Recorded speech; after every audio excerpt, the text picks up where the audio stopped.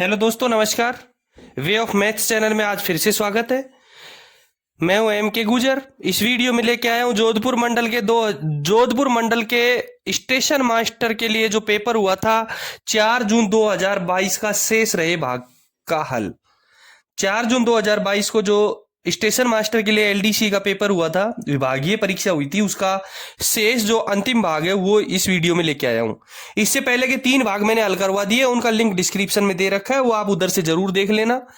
आपको मैं बता दूं, उत्तर पश्चिम रेलवे में प्रत्येक जो विभागीय परीक्षाएं होती है उसमें 110 क्वेश्चन आते हैं। प्रत्येक क्वेश्चन 1 नंबर का होता है। 100 नंबर का ये पेपर होता है। 110 में से 100 क्वेश्चन हल करने होते हैं। 10 क्वेश्चन इसमें इंपोर्टेंट जो राजभाषा के होते हैं। प्रत्येक पेपर में 10% राजभाषा के जरूर आते हैं। आपको 100 क्वेश्चन इसमें हल करने रहते हैं। अब से पहले मैं तीनों वीडियो में 85 तक के क्वेश्चन हल करवा चुका हूं। इस वीडियो में इस पेपर का 86 नंबर से क्वेश्चन का हल करवा रहा हूं, वो आप देखें। क्वेश्चन नंबर 86 देखें। क्वेश्चन नंबर 86 में है, दुर्घटना जांच की प्रक्रिया पूर्ण करने की अधिकतम अवधि कितनी होती है? दुर्घटना जांच की प्रक्रिया पूर्ण करने की अधिकतम गति कितनी होती है, अधिकतम अवधि कितनी होती है? इसका उत्तर रहेगा सी, D+90, यानी जिस दिन दुर्घटना हुई है उसके वो सम्मिलित है और प्लस 90 दिन। ठीक है। 86 नंबर के क्वेश्चन का रहेगा आंसर डी, सी, D+90। ठीक है। 87 नंबर का क्वेश्चन देखेंगे, दुर्घटना के वर्गीकरण में कौन सा ब्लॉक नियमों के उल्लंघन के अंतर्गत आता है? ब्लॉक नियमों का उल्लंघन। ब्लॉक नियमों का उल्लंघन।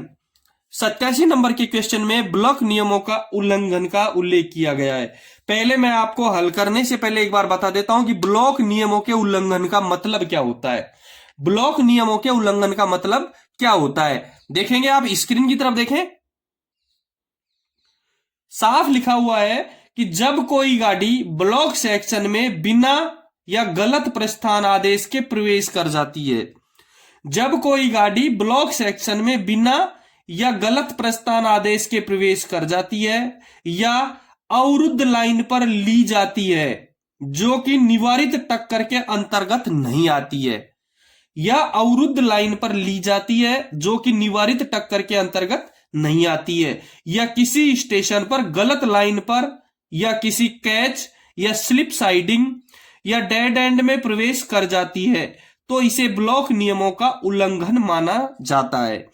देखो, गलत प्रस्थान प्राधिकार लेकर के गाड़ी चली गई, या बिना प्राधिकार के गाड़ी ब्लॉक सेक्शन में चली गई, या कैच साइडिंग में गाड़ी चली गई, या स्लिप साइडिंग में गाड़ी चली गई, तो ऐसी गाड़ी को घुस जाना ब्लॉक नियमों का उल्लंघन के अंतर्गत आता है। और इसको दुर्घटना के वर्गीकरण में कौन सा माना गया है वो देखें। उसको दुर्घटना के वर्गीकरण में जी में सम्मिलित किया गया है। 87 नंबर में आंसर रहेगा जी, बी आंसर इसका सही रहेगा। दुर्घटना के वर्गीकरण में ब्लॉक नियमों के अंदर आपको समझा दिया ब्लॉक नियमों का उल्लंघन क्या होता है, और उसका जो दुर्घटना के वर्गीकरण में इसको जी में सम्मिलित किया गया है। ठीक है। 87वें क्वेश्चन का आंसर रहेगा बी।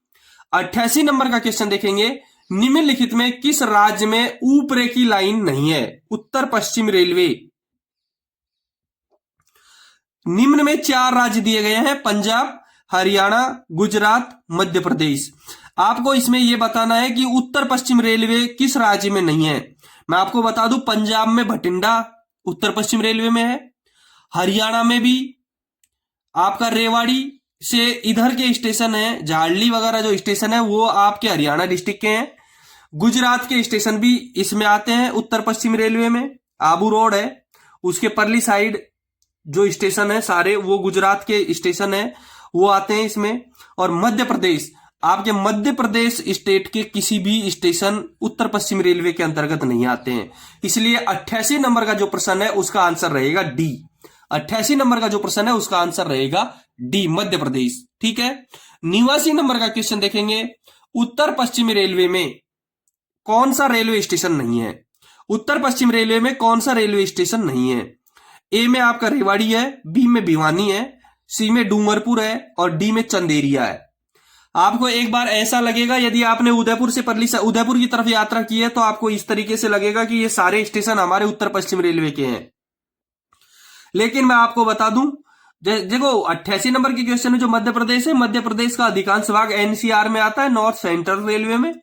79 नंबर में जो ए में रेवाड़ी दे रखा है, वो रेवाड़ी जयपुर मंडल का एक स्टेशन है, हरियाणा स्टेट में आता है। रेवाड़ी जयपुर डिवीजन का है, हरियाणा में आता है, ठीक है।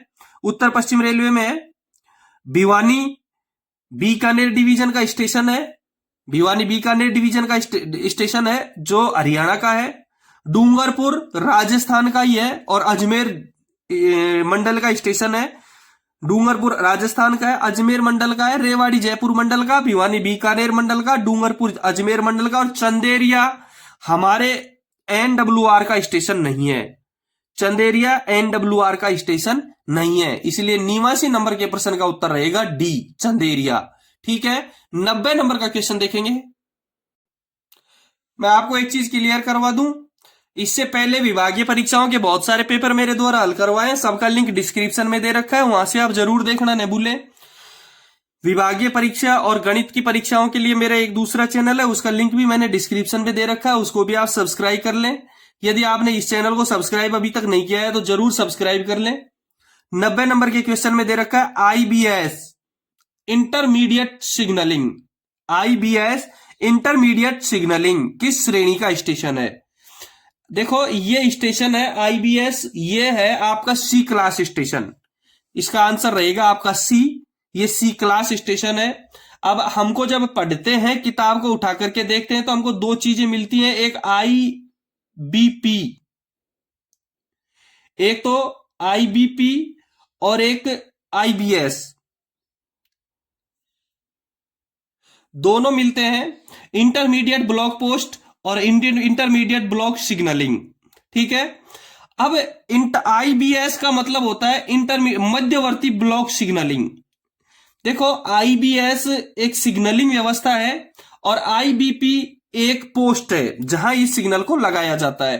पहले मैं बता देता हूं मध्यवर्ती ब्लॉक पोस्ट के बारे में, आईबीपी के बारे में बता देता हूं कि आईबीपी का अभिप्राय डबल लाइन के उस सी क्लास स्टेशन से है जिसका नियंत्रण पिछले ब्लॉक स्टेशन से होता है। IBS, IBP intermediate block post, intermediate block post, मध्यवर्ती ब्लॉक पोस्ट, इसका अभिप्राय डबल लाइन के उस सी क्लास स्टेशन से है जिसका नियंत्रण पिछले ब्लॉक स्टेशन से होता है। और आईबीएस मैं बता देता हूं आपको, IBS intermediate block signalling, intermediate block signalling, intermediate block signalling double line पर यह एक ऐसी सिग्नलिंग व्यवस्था है जिसमें एक लंबे ब्लॉक सेक्शन को मध्यवर्ती ब्लॉक पोस्ट लगाकर, यानी आईबीपी लगाकर दो भागों में विभाजित किया जाता है, ठीक है। तो आईबीएस आपका क्लियर हो गया, ये एक सी क्लास स्टेशन होता है। 91 नंबर के क्वेश्चन में लिख रखा है कि इनमें से कौन सा अन्य तीन से भिन्न है। देखो अन्य तीन से भिन्न है, बासनी दे रखा है ए नंबर में, ये बासनी मेरे को कहीं मिला नहीं है भैया, स्टेशन पता नहीं कहां का स्टेशन है। झाड़ली दे रखा है, झाड़ली उत्तर पश्चिमी रेलवे का स्टेशन है जो बीकानेर डिवीजन का है। सुधराना उत्तर पश्चिम रेलवे का स्टेशन है जो बीकानेर डिवीजन का है। भीलड़ी जोधपुर डिवीजन का स्टेशन है। वैसे इसमें डी क्वेश्चन सही रहेगा क्योंकि भीलड़ी जोधपुर डिवीजन का है। बासनी का मेरे को समझ में नहीं आया स्टेशन कहां है, ये आप अपने WTT में जरूर देख लें एक बार। 91 नंबर के क्वेश्चन में आपका डी सही रहेगा, भीलड़ी जोधपुर।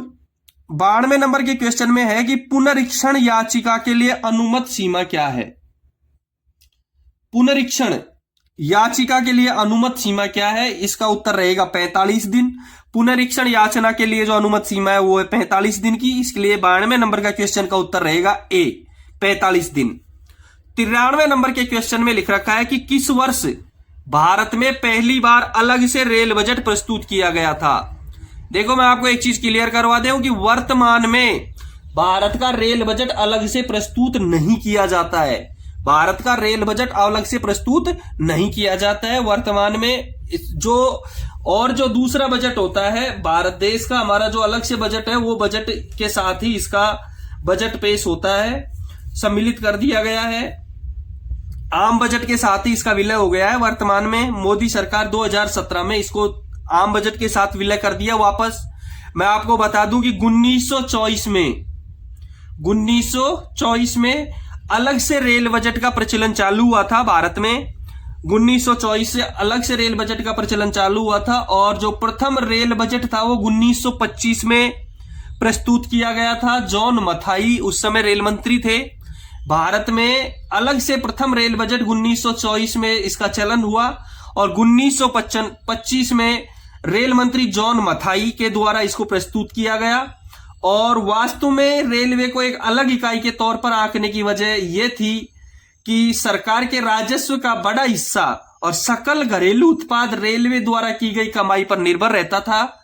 उस समय रेलवे से प्राप्त आय अनुपातिक रूप से बहुत अधिक थी, इसलिए इसको अलग से रेल बजट प्रस्तुत किया गया। 1924 में इसका जो पारित किया गया, चलन शुरू किया। 1925 में जॉन मथाई ने रेल बजट पर अलग से प्रस्तुत किया। लेकिन इसे 92 साल पुरानी, देखो 92 साल तक, मैं आपको बता दूं कि जो रेल बजट था वो 92 साल तक अलग से प्रस्तुत किया गया। लेकिन 92 साल की जो पुरानी परंपरा को तोड़ते हुए वर्ष 2017 में इसका आम बजट में विलय कर दिया गया। और यह भी ध्यान रहे आपको कि अंतिम बार 25 फरवरी 2016 को, अंतिम बार 25 फरवरी 2016 को रेल बजट पुरानी परंपरा के तहत ही अलग से पेश किया गया था। अंतिम रेल बजट सुरेश प्रभु ने, जो रेल मंत्री थे तत्कालीन, उनके द्वारा पेश किया गया 25 फरवरी 2016 को। अंतिम रेल बजट जो अलग से प्रस्तुत किया गया था वो 25 फरवरी 2016 को तत्कालीन रेल मंत्री सुरेश प्रभु के द्वारा पेश किया गया था। यदि आपके क्वेश्चन ये आए कि पहली बार रेल बजट कब प्रस्तुत किया गया, 1925 में, अंतिम बार कब प्रस्तुत किया गया, 2016 में, 92 साल के अंतर्गत ये कार्य हुआ है। तो 93 क्वेश्चन का आंसर रहेगा बी। और आपको क्लियर करवा दिया रेल बजट कैसे कब तक अलग से हुआ। 1925 में शुरू होकर के 2016 तक अलग से रेल बजट प्रस्तुत होता आया है। 94 नंबर का क्वेश्चन देखेंगे, ड्राफ्ट पैरा कौन जारी करता है? ड्राफ्ट पैरा कौन जारी करता है? ऑडिट ऑफिसर, जनरल मैनेजर, अपर मैनेजर या divisional railway manager? Draft para एक सीएजी द्वारा समस्त सरकारी विभाग की एक ऑडिट होती है। ड्राफ्ट पैरा होता क्या है? सीएजी कैग का एक समस्त सरकारी विभाग की एक ऑडिट होती है जिसमें इनके कार्यकलापों की समीक्षा होती है। कैग द्वारा, सीएजी द्वारा हर साल संसद को सीएजी रिपोर्ट पेश की जाती है। इससे संबंधित 3 तरह के पैराग्राफ होते हैं, ड्राफ्ट पैरा, प्रोविजनल पैरा और audit para. Draft para zonal के जीएम और पीडीए, ड्राफ्ट पैरा जो होता है, जो 94 क्वेश्चन में दे रखा है, ये ड्राफ्ट पैरा जोनल के जीएम और PDA, principal director of audit के बीच सुलझाया जाता है। अतः हम ये क्लियर करेंगे कि ड्राफ्ट पैरा एक ऑडिट ऑफिसर जारी करता है। यानी कि 94 क्वेश्चन का आंसर रहेगा ए, ऑडिट ऑफिसर। ड्राफ्ट पैरा आपकी समझ में आ गया होगा। ड्राफ्ट पैरा क्या है? ड्राफ्ट पैरा सीएजी द्वारा समस्त सरकारी विभाग की एक ऑडिट होती है जिसमें इनके कार्यकलापों की समीक्षा होती है। ये 3 तरह के होते हैं। सीएजी जो संसद को रिपोर्ट पेश करती है हर साल, उससे 3 तरह के पैराग्राफ होते हैं, ड्राफ्ट पैरा, प्रोविजनल पैरा और ऑडिट पैरा। और ड्राफ्ट पैरा को एक ऑडिट ऑफिसर ही पेश करता है। अगले क्वेश्चन से हल करने से पहले मैं आपको बता दूं, यदि आपने चैनल सब्सक्राइब नहीं किया है तो एक बार चैनल को जरूर सब्सक्राइब करें। यदि किसी के पास विभिन्न परीक्षाओं के, अपने विभागीय परीक्षाओं के पेपर हो तो मेरे आपके इस वीडियो के नीचे डिस्क्रिप्शन में मेरा टेलीग्राम लिंक दे रखा है, उस टेलीग्राम पे जरूर पोस्ट करें उसको, ठीक है।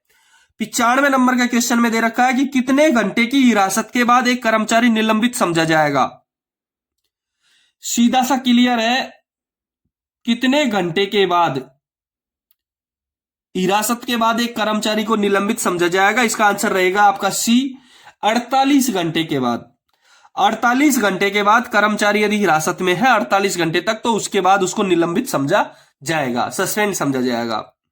96 नंबर का क्वेश्चन देखेंगे, किस संगठन के द्वारा भारतीय रेल पर ई ऑफिस का कार्यान्वयन किया जा रहा है? ई ऑफिस, इलेक्ट्रिक ऑफिस, सबको पता है रेलटेल के द्वारा।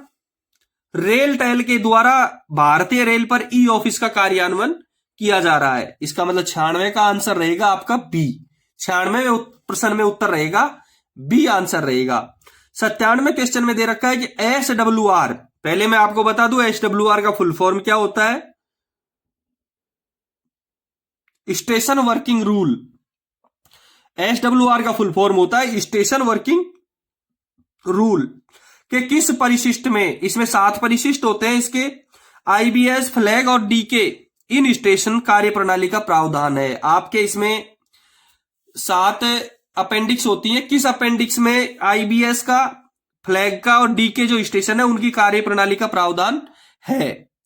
देखो पहले में दे रखा है अपेंडिक्स सी, मैं आपको क्लियर करवा दूं कि अपेंडिक्स सी में क्या रहता है। अपेंडिक्स सी में एंटी कोलिजन डिवाइस यानी कि रक्षा कवच, अपेंडिक्स सी में केवल एंटी कोलिजन डिवाइस का वर्णन है, रक्षा कवच का। बी में दे रखा है अपेंडिक्स ए, अपेंडिक्स ए में working of level crossing gate, जो लेवल क्रॉसिंग LC गेटों की जो वर्किंग है उसका वर्णन होता है, वो है अपेंडिक्स ए। सी में दे रखा है अपेंडिक्स एफ, एफ में rule for working DK station, halt, IBS, IBH, outlying siding. Appendix F में DK station, halt station, IBS और आउटलेइंग साइडिंगों का वर्णन है। इसका मतलब 97वें क्वेश्चन का आंसर रहेगा आपका सी, अपेंडिक्स एफ। डी में दे रखा है अपेंडिक्स जी, बता दूं अपेंडिक्स जी में क्या रहेगा, rules for working of train in electrify section. Electrify section में गाड़ियों को चलाने की जो नियम है उनका वर्णन रहेगा अपेंडिक्स जी में। आपका क्लियर हो गया। अपेंडिक्स सी में एंटी कोलिजन डिवाइस का, अपेंडिक्स ए में LC गेट का, अपेंडिक्स एफ में DK station, halt, IBS outline siding का, अपेंडिक्स जी में इलेक्ट्रीफाई सेक्शन का वर्णन होता है। 97वें क्वेश्चन क्लियर हो गया आपका। 98वें क्वेश्चन देखेंगे, वैगन एक्सचेंज बुक की परफॉर्मा बुक नंबर क्या है। वैगन एक्सचेंज बुक, मैं बता दूं वैगन एक्सचेंज बुक 2 प्रकार की होती है, लोकल वैगन एक्सचेंज बुक और through wagon exchange book. Wagon exchange book 2 प्रकार की होती है, लोकल वैगन एक्सचेंज बुक और थ्रू वैगन एक्सचेंज बुक। इस रजिस्टर को PU रजिस्टर भी कहते हैं। जो वैगन एक्सचेंज बुक का जो रजिस्टर होता है उसको हम PU रजिस्टर भी कहते हैं, ठीक है। और इसका नंबर होता है T51B। 98वें नंबर का उत्तर रहेगा बी, T51B, ठीक है। 98वें नंबर के क्वेश्चन का आंसर रहेगा बी। 99वें नंबर का क्वेश्चन देखेंगे। अभी तक ये चैनल को सब्सक्राइब नहीं किया है तो एक बार चैनल को सब्सक्राइब जरूर करें, वीडियो को लाइक और शेयर करना न भूलें। G&SR नियम संख्या 5.19 किससे संबंधित है। G&SR का नियम संख्या 5.19 किससे संबंधित है। देखो मैं क्लियर करवा देता हूं, सारे जो दे रखे, लोड की सुरक्षा, चलने वाली लाइनों की बाधा और शंटिंग के लिए जिम्मेदारी और अंक के उलट, सबके लिए आपको बता देता हूं कि लोड की सुरक्षा का उल्लेख G&SR के 5.23 में किया गया है। जो ए में दे रखा है लोड की सुरक्षा, लोड की सुरक्षा जो ए में दे रखी है उसका उल्लेख हमारे G&SR के 5.23 में किया गया है। बी में जो दे रखी है चलने वाली लाइनों की बाधा, इसको हम यूं भी कह सकते हैं कि परिचालित लाइन पर अवरोध, चलने वाली लाइनों की बाधा या परिचालित लाइनों पर अवरोध, इसका उल्लेख संविधान के G&SR के 5.19 में दिया है। यानी कि 99वें क्वेश्चन का आंसर रहेगा बी। तीसरे नंबर में सी में दे रखा है शंटिंग के लिए जिम्मेदारी, और शंटिंग के लिए जिम्मेदारी का उल्लेख दिया गया 5.14 में। शंटिंग के लिए जिम्मेदारी का उल्लेख है 5.14 में। वापस क्लियर करवा दूं, परिचालित लाइन पर अवरोध का उल्लेख है G&SR के 5.19 में, लोड की सुरक्षा का उल्लेख है G&SR के 5.23 में, शंटिंग के लिए जिम्मेदारी का उल्लेख है G&SR के 5.14 में, ठीक है। 99वें नंबर का क्वेश्चन आपका क्लियर हो गया। 100 नंबर वा क्वेश्चन देखेंगे, मानक फार्म संख्या 04 का तात्पर्य क्या है, यानी SF4 का तात्पर्य क्या है। मैं वापस आपको सारा ही क्लियर करवा देता हूं। डिम्ड सस्पेंशन दे रखा है, डिम्ड सस्पेंशन SF2 में दे रखा है, निलंबन का निरस्त दे रखा है SF4 में, यानी 100 नंबर के क्वेश्चन का आंसर रहेगा बी, निलंबन का निरस्त। SF2 में दे रखा है डिम्ड सस्पेंशन, SF4 में दे रखा है निलंबन का निरस्त। और दंड लगाना SF5 और SF11 दी जाती है। दंड लगाना में दंड आरोपण का मतलब होता है दंड लगाना, SF5 में दीर्घ दंडारोपण है और SF11 में लघु दंडारोपण है। इसलिए 100 नंबर के क्वेश्चन का आंसर रहेगा बी, निलंबन का निरस्त। ठीक है। डिम्ड सस्पेंशन SF2, निलंबन का निरस्त SF4, दंड लगाना SF5 एंड SF11। SF5 में दीर्घ दंडारोपण और SF11 में लघु दंडारोपण। ठीक है। 100 तक क्वेश्चन क्लियर हो गए। 101 नंबर का क्वेश्चन देखेंगे। यदि आपको वीडियो अच्छा लगे तो शेयर और लाइक करना। पिछले वीडियो का लिंक मैंने सारे डिस्क्रिप्शन में दे रखा है, उधर से आप जरूर देखना न भूलें। विभागीय परीक्षाओं में इन्हीं प्रश्नों को तोड़ मरोड़ करके एक दूसरे के ऊपर थोपा जाता है और इनके उत्तर यही है। यही सेम प्रश्न पहले की प्रश्नावली, पहले की परीक्षाओं में आए हुए हैं और आगे की परीक्षाओं में भी इसी प्रकार के क्वेश्चन आते रहते हैं। 101 नंबर का क्वेश्चन देखेंगे। 101 नंबर के क्वेश्चन में दे रखा है, बिजली की आपूर्ति कितने समय तक नहीं होने पर OHE उपकरण में विफलता माना जाएगा। पहले प्रश्न हल करवाने से पहले बता दूं, OHE की फुल फॉर्म क्या होती है? Overhead equipment. OHE की फुल फॉर्म होती है ओवरहेड इक्विपमेंट। ओवरहेड इक्विपमेंट को कब फेल माना जाएगा? इसका आंसर रहेगा ए, 3 मिनट से अधिक तक यदि उसमें विद्युत की आपूर्ति नहीं है। OHE में 3 मिनट से अधिक विद्युत आपूर्ति नहीं है तो हम उसको फेल माने जाएंगे। OHE को उपकरण को फेल माना जाएगा। 102 नंबर का क्वेश्चन देखेंगे। मानक फार्म संख्या 7 का तात्पर्य क्या है? SF7 का तात्पर्य क्या है? इस प्रकार के इस पेपर में 3 क्वेश्चन आ गए। यदि हमको मानक फार्म के 1 से लेकर के 10 तक याद हैं तो आपको ये 3 क्वेश्चन आपके सही हो सकते थे। ठीक है। 92 नंबर 102 नंबर का क्वेश्चन, पिछले 92 नंबर का क्वेश्चन भी इसी प्रकार का था। 102 नंबर का क्वेश्चन देखेंगे। मानक फार्म संख्या 7 का तात्पर्य क्या है? देखो, दंड का अधिरोपण मैंने अभी क्लियर करवाया था कि दंड का अधिरोपण SF11 से और SF5 से दिया जाता है। SF5 का मतलब है दीर्घ दंडारोपण और SF11 का लघु दंडारोपण। बी में पर्यवेक्षक का नामांकन ये होगा SF8 में। SF8 में पर्यवेक्षक का नामांकन है, यानी उपस्थापना अधिकारी की नियुक्ति का आदेश। ठीक है। जांच अधिकारी का नामांकन SF7 से किया जाता है। SF7 का मतलब होगा जांच अधिकारी का नामांकन। 102 नंबर के क्वेश्चन का आंसर रहेगा सी। 102 नंबर के क्वेश्चन में सी सही है। 103 नंबर का क्वेश्चन देखेंगे कि केवल एक ही गाड़ी पद्धति किसके द्वारा स्वीकृत की जाती है? One train system. केवल एक गाड़ी पद्धति के ओनली वन ट्रेन सिस्टम किसके द्वारा स्वीकृत की जाती है? 1 नंबर में दे रखा PCOM, बी में PCE, सी में PCCM और डी में CSTE। इनका पहले मैं फुल फॉर्म बता देता हूं सबका।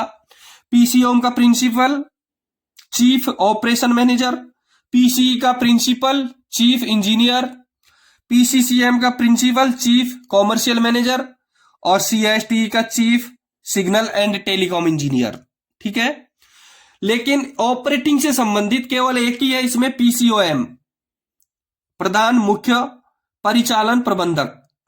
तो एक गाड़ी पद्धति केवल PCOM के आदेश से ही प्रचलित चल पाएगी। दूसरी चीज मैं बता दूं, NWR के 4 सेक्शन ऐसे हैं जहां वन ट्रेन सिस्टम है। रतनगढ़ जंक्शन केबिन से सरदार शहर, बाड़मेर से मुनाबाव, माउली जंक्शन से बड़ी सादड़ी और डाबला से सिंघाना।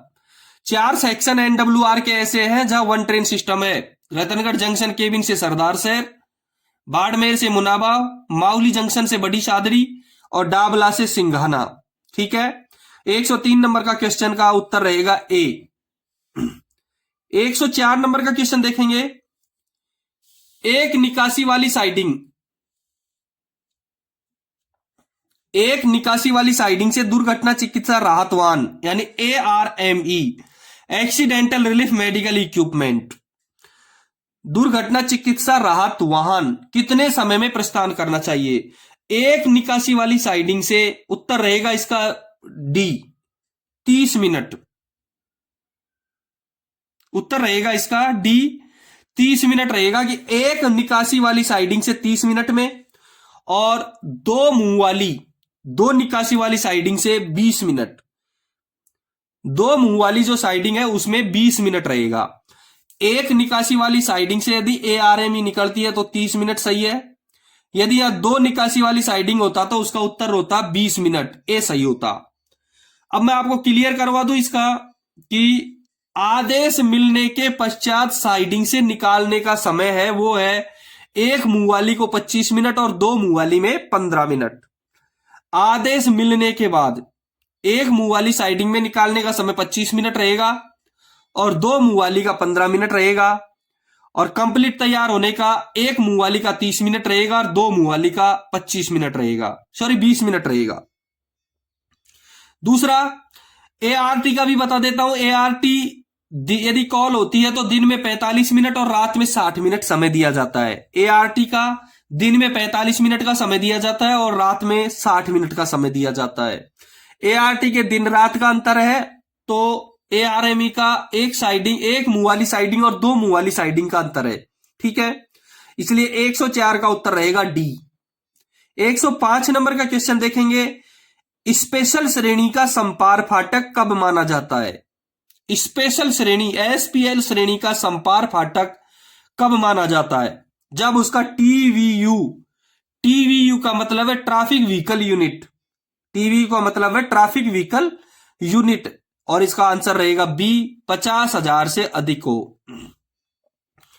स्पेशल श्रेणी का संपार फाटक जब माना जाएगा जब उसका TVU 50,000 से अधिक हो, यानी कि 105 नंबर के क्वेश्चन का आंसर रहेगा बी, 50,000 से अधिक होगा, ठीक है। 106 नंबर का क्वेश्चन देखेंगे। सिग्नल ओवरलैप कितने मीटर मानी जाती है? सिग्नल ओवरलैप कितना मीटर माना जाता है? उत्तर रहेगा इसका बी, 180 मीटर का। सिग्नल ओवरलैप 120 मीटर का, ए आंसर रहेगा इसका। 106 नंबर का MACL दे रखा है। MACL का मतलब क्या होता है? Multi aspect colour light signal. MACL का फुल फॉर्म रहेगी multi aspect colour light signal. Multi aspect colour light signal में सिग्नल ओवरलैप 120 मीटर का होता है। इस प्रकार के क्वेश्चन बहुत आते हैं, मैं दूसरा क्लियर करवा दूं आपको। 120 मीटर का सिग्नल ओवरलैप तो 180 मीटर का ब्लॉक ओवरलैप। सिग्नल ओवरलैप और ब्लॉक ओवरलैप में अंतर क्या है? सिग्नल झुकाने के लिए पर्याप्त दूरी को सिग्नल ओवरलैप कहते हैं और उसकी multi aspect colour light signal में 120 मीटर दूरी होती है। सिग्नल झुकाने के लिए पर्याप्त दूरी को multi aspect colour light signal में पर्याप्त दूरी कहते हैं और उसकी दूरी होती है 120 मीटर। सिग्नल ओवरलैप, ए सही है। ब्लॉक ओवरलैप लाइन क्लियर देने के लिए जो पर्याप्त दूरी है उसको कहेंगे ब्लॉक ओवरलैप।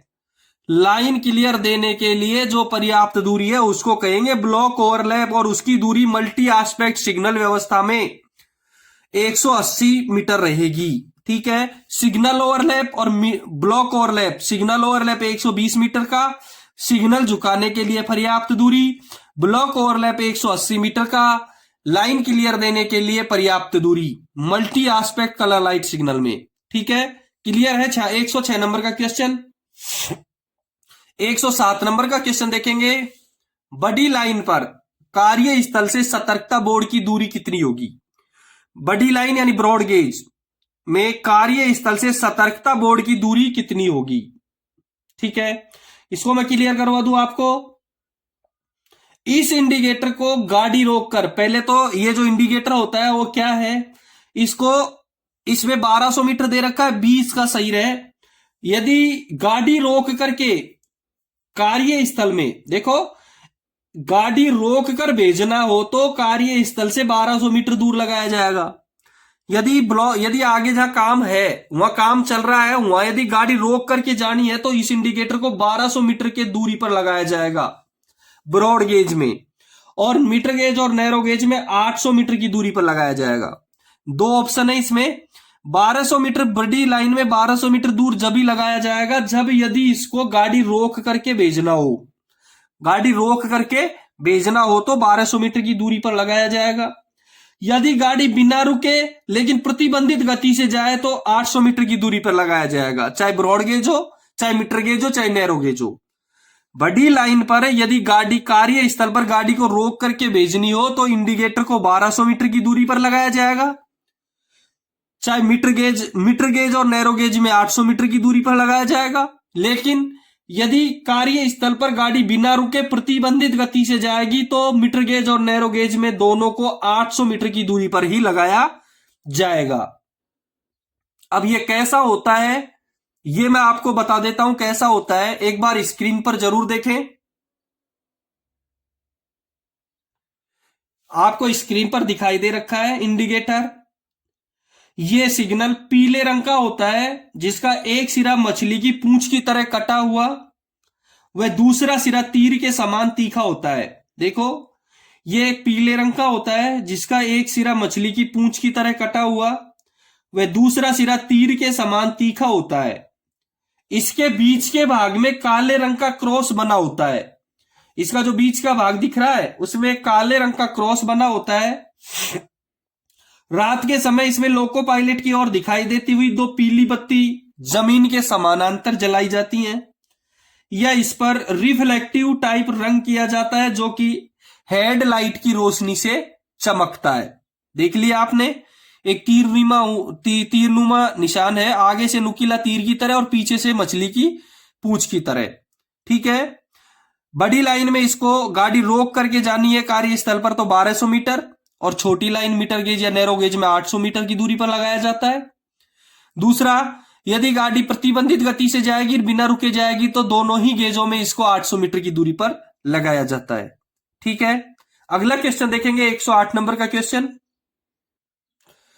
108 नंबर के प्रश्न में आईबीएस कहां कहां लगाया जा सकता है?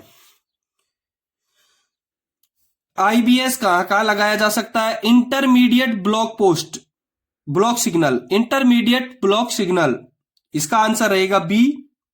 Both single line and double line, answer B रहेगा। आईबीएस दोनों में लगाया जा सकता है, चाहे सिंगल लाइन हो चाहे डबल लाइन हो। ठीक है, 109 नंबर के क्वेश्चन में दे रखा है close circuit rack only air वाले रैक में प्रारंभिक स्टेशन पर न्यूनतम ब्रेक पावर कितना प्रतिशत होना आवश्यक है?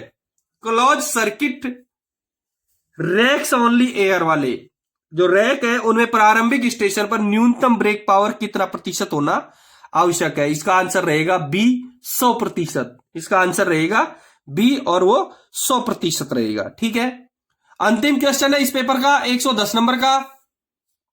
जब इंजीनियरिंग विभाग के कर्म अधिकारी द्वारा जर्क वाले स्थान का निर्धारण किया जाना संभव नहीं है, इंजीनियरिंग विभाग के अधिकारी द्वारा जर्क वाले स्थान का निर्धारण किया जाना संभव नहीं हो तो उसके बाद गुजरने वाली गाड़ी की अधिकतम गति सीमा क्या होगी?